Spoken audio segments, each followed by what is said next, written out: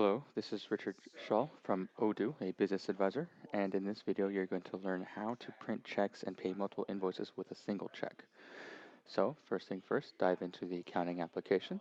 We want to jump into the journal, and that is actually the one we're paying checks from. So of course go to the bank journal.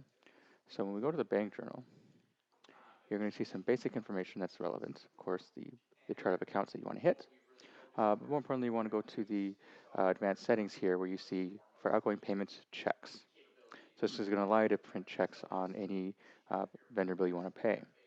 So now let's jump to our vendor menu item and go to the bills. Going to the bills, we see we have two invoices or vendor bills to Azure Interior. So we have a few options here. Let's just jump to Wood Corner anyway, because here what we're going to do is just click Register Payments.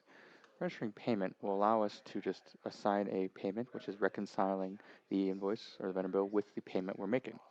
You just specify check, and then this is the information that will be provided, and you can type in a memo if you want and validate. Now that I've validated that, a payment is generated. I can go to vendors and payments. You see the payment I just made with Wood Corner. Open it up and print the check. It will then prompt you to specify the check number. However, you can bypass this by having check stock that has the check numbers already on it, and I will link in the comments the best resource to get version 12 pre-printed stock for you. Now, if you want to pay multiple invoices with a single payment, go back to your vendor bills, check the box for both vendor bills, action, and register payments. This will allow you to register payment for both of them. Make sure it's check. There you go. And you can group invoices, and you have a printed memo if you want to.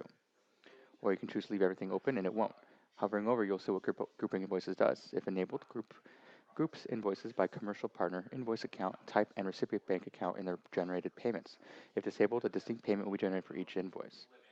So if you want to group everything and have one journal entry for the payment with the vendor bills, you check that. If you don't and you want to use separate payments, then you leave that blank.